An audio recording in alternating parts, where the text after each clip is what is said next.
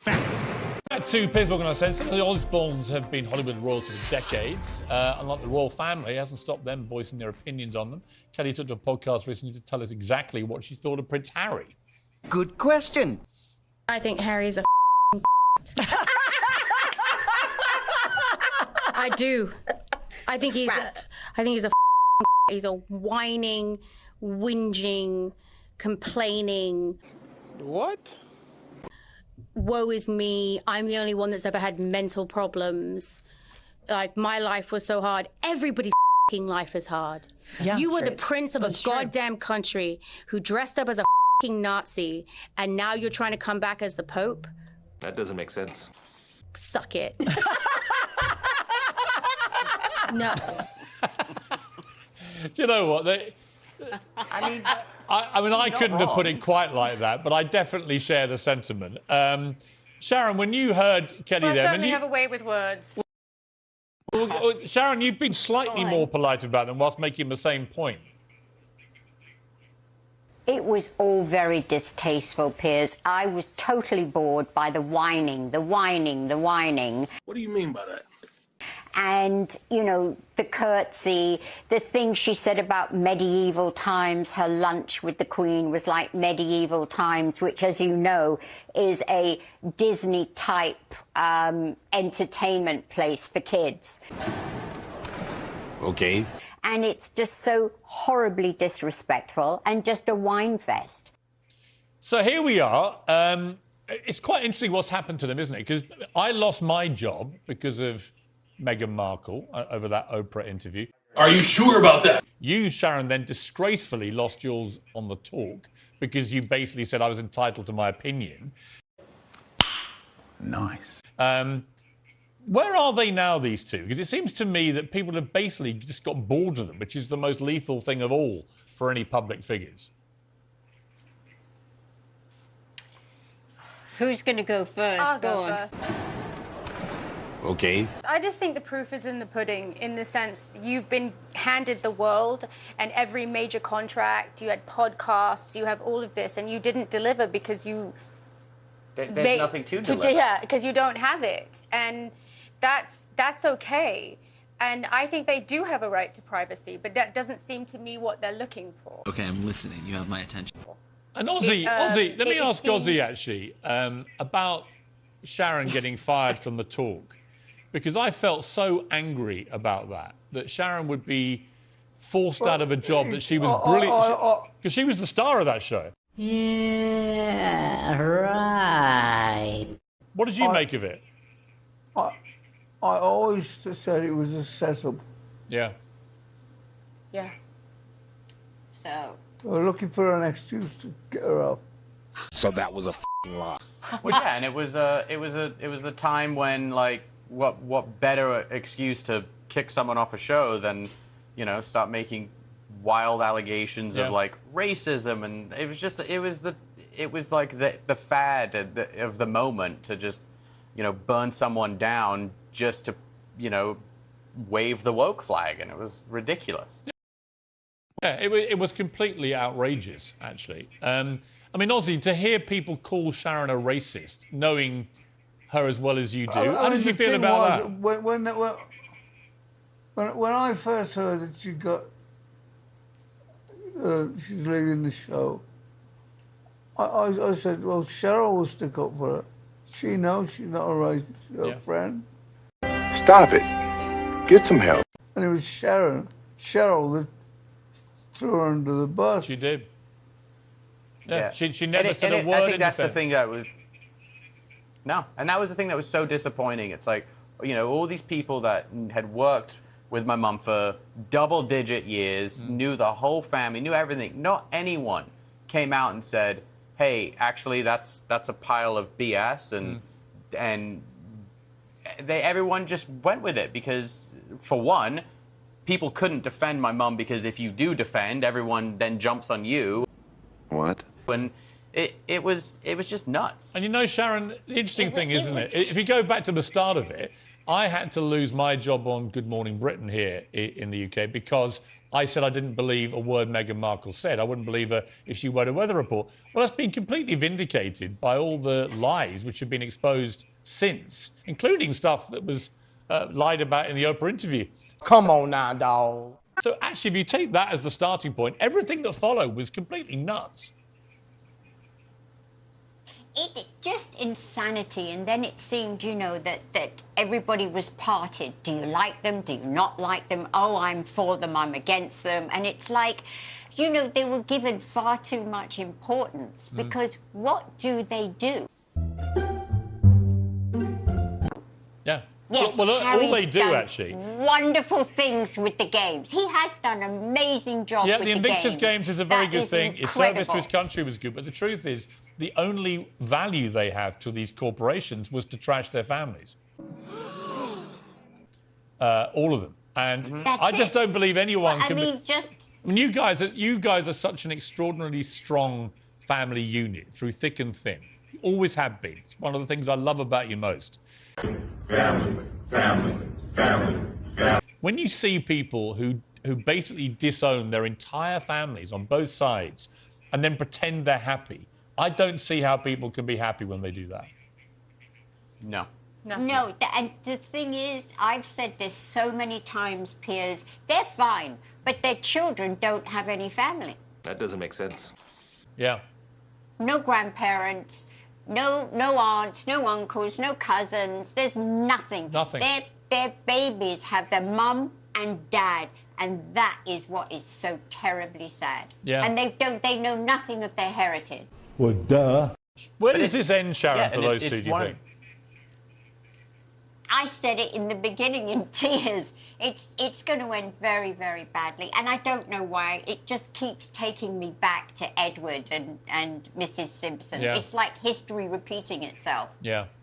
You know, and all of this, you know, cuddly, lovey, holding hands, going everywhere together. It's so disingenuous. It's like, come on. Give us a break from all of that.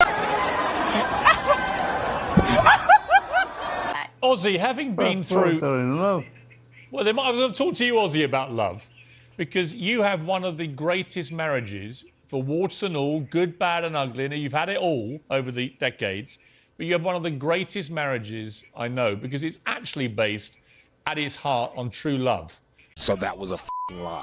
And for you, what is it about that woman on the end of that sofa right now that's kept you sitting there and so in love with her for so long? I couldn't live without her. I've tried. I can't live without her. And she'll strangle him if he leaves.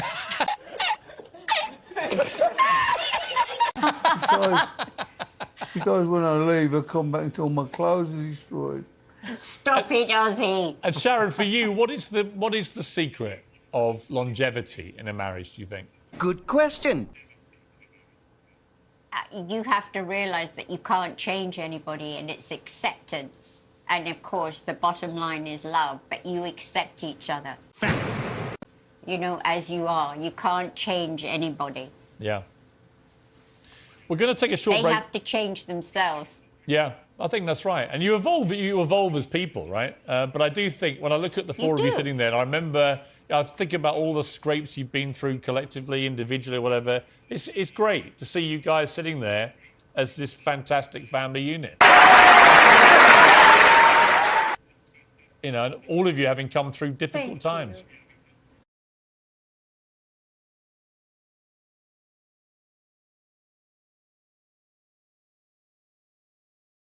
Rebecca English there, and we very much look forward to her take from the Samoa trip next week. Richard, we should mention... Okay, I'm listening. You have my attention. At this point, something that has had quite a lot of attention online, that there is a man who claims to be the son of Charles and Camilla. What can you tell us? Yeah, he has become a bit of a familiar figure over the last few years. It's What? someone called Simon Doran Day, or Simon Charles. He does have Charles as a middle name. What does he think the clue's in the name? Possibly. But he does claim to be a child, illegitimate son of Charles and Camilla. And he's been demanding DNA for a long while. And he had hoped to use this visit as a chance to sort of confront them, I think, or Pluck a hair for a bit of a DNA I should test. say, to be fair to him, not necessarily to confront them, but he hoped to use the trip to perhaps get to know his parents, sort of thing. Anyway, that's I think what he had said. How did that work out? I don't think it's necessarily gone as he had hoped, but essentially the palace can't be just handing What? out DNA. You know, I mean, where do you start? I think his evidence on the face of it does seem to be quite thin. It's to do with his adoptive grandmother, I think, who he lived with. Or, What the hell? and it comes through her line. Right. But anyway, he's got it in his head. Apparently she worked for the Queen. She worked for the Queen, right. Well, anyway, it is what it is. And Wait for it. the tour has finished without him being able to meet his supposed parents. Gosh, Natasha, there's not really a lot that the King and Queen can do about this, is there? No, I would say they're sticking to the phrase which they always use, which is just keep calm and carry on. Yeah. Here it comes. Yeah. Don't complain, don't explain. Yeah. Don't explain that one. Charlotte, to a very reliable royal source now, and Mike Tyndall has made more really quite sweet revelations about life with the royal family, hasn't he? Very good question. Yeah, so he was very keen to point out that life in the royal family isn't Downton Abbey. They don't have these huge, grand dinners every night. Quite disappointed by that, are you? Yeah, well, he didn't actually offer an alternative. He didn't say, but by the way, we all have, you know, trays on our laps and we watch Coronation Street, which That doesn't make sense. I wish he had said. But he did say that he released a picture of his daughter, Mia Tyndall, with Prince Philip, and Prince Philip was just eating some picnic food. It just looked very informal, and it was really nice to get a glimpse of that informal side of the royal family. And watching racing with the Queen and Zara. Yes. Like on TV, it's quite an image, isn't it, to imagine just sitting around the box with the Queen. I kind of can imagine them watching the races because they love racing, don't they? And they love all things horses. But yeah, the idea of... And actually, he did give us a glimpse of what it's like, you know, little grandchildren running around and just sort of asking Grandpa to pass the toast or, you know, whatever. It's quite nice to know. There was one thing he said which I thought was really poignant. Okay. He said that he wished that he'd asked Queen Elizabeth more questions, really, because he did have the opportunity to sit next to her at some dinners. And looking back, he thinks there's so many things that, you know, with all her experience of politics and presidents and stuff, that he would have liked to have asked her. But he was... Stop it. Always nervous and always sort of, you know, on his best behaviour. So but that's the strangest thing about that family, isn't it? It's like it's your grandmother-in-law, but she's also the Queen of England. Yeah. It's like, how do you tread that line? Yeah, I imagine he was trying to sort of play it cool. Yeah, and it's not very cool to start, you know, asking lots of difficult questions. Yeah. They really appreciate him playing it cool. That's the other really nice story that came out around his book, which is that they really appreciate him. They don't think of him as some commoner that married into the family. They love how casual and informal he is. And apparently, you know, when there's a very formal occasion or if everything's quite serious, he just adds a real lightness of touch to everything. And they really appreciate him for that. And they clearly trust him because he went on I'm a Celebrity, which is not... Wait for it. The sort of thing, you know, if they didn't trust him to kind of be out with the public and, you know, being honest with people, you know, I'm sure they could have stopped that. Yeah, and he managed to get through like 2 weeks in the jungle without saying anything particularly damaging. Or much to Richard's disappointment. But I mean, you know, there's no suggestion that he's betraying confidences, but he's sort of like towed a clever line in that there's all these affectionate, sweet stories that royal fans will love, but he's not upsetting anyone in the royal family. No, so he sort of talks about picnics. What? In Scotland and this kind of thing, which we do know, you know, we know a bit. I think what's interesting, though, is kind of hearing it directly from a member of the family, though, because these things we're used to reading about from royal correspondents or, you know, sort of friends and people. But to actually hear it, it's interesting. Yeah, but I mean, sometimes you do hear from Prince Harry about life in the royal family, but it sounds sort of like sort of a contrast Well, at least he's doing things very differently, yeah, and he's always accentuating the positive. So you know, good for him. Yay, we love Mike Tindall. Well, Richard, just quickly for viewers, remind us the name of the book of Mike's that these revelations came from. Well, it's a book to accompany his popular rugby podcast. Are you serious? Which is The Good, the Bad and the Rugby. Our viewers might remember they recorded an episode of the podcast at Windsor Castle with Prince William, Catherine and Princess Anne. That's right. That was a very good watch. So it's basically a book to sort of go with that. So I think readers might find that actually most of it is about rugby. Yeah, well, you know, but still, check that out anyway. Well, a quick look at some royal fashion before we get to your comments. Now, we do expect our royal family to...